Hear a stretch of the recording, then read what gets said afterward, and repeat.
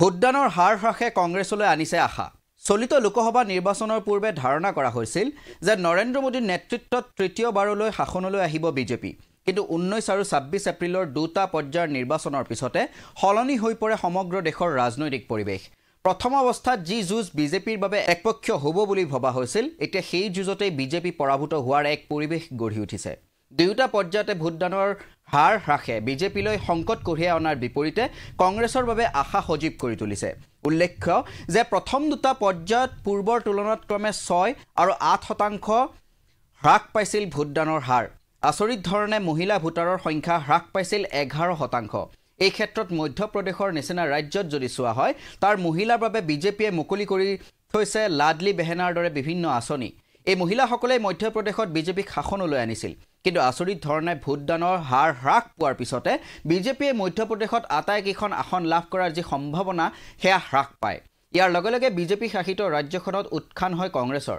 মধ্যপ্ৰদেশত বাকী থকা 16টা সমষ্টিত 7 আৰু 13 মে'ত নিৰ্বাচন অনুষ্ঠিত হ'ব। কিন্তু এই সময়ছোৱাত কম ভোটদানৰ ভোটে খেদি ফুৰিছে বিজেপিক। তাৰ পৰিৱৰ্তে উৎসাহী হৈ বিজেপিৰ বিৰুদ্ধে মধ্যপ্ৰদেশত অধিক আগ্ৰাসী হৈছে কংগ্ৰেছ।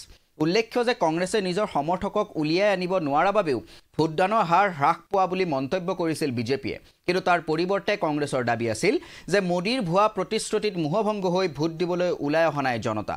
মধ্যপ্ৰদেশত কেৱল ভোটদানৰ হাৰেই নহয়, ব্যক্তিগত সমীকৰণেও বিপদ মাতি আনিছে বিজেপিলৈ।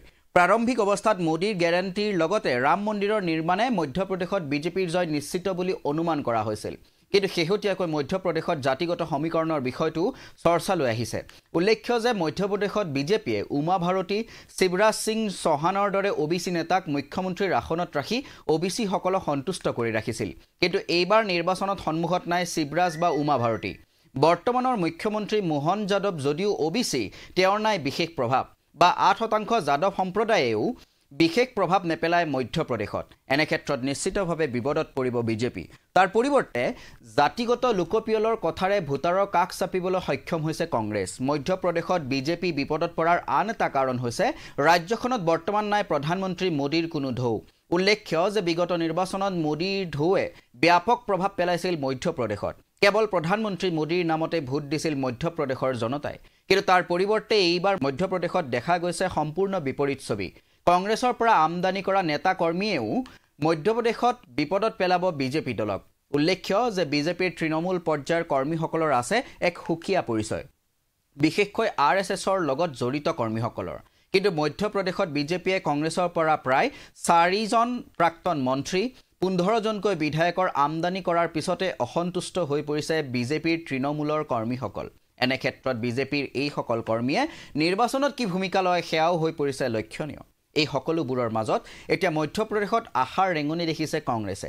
বিজেপিয়ে প্ৰায় একপক্ষীয়ভাৱে যুঁজাৰ পিছত এতিয়া কংগ্ৰেছে বিজেপি শাসিত ৰাজ্যখনত বিজেপিৰ সন্মুখত সৃষ্টি কৰিছে প্ৰবল প্ৰত্যাহ্বান।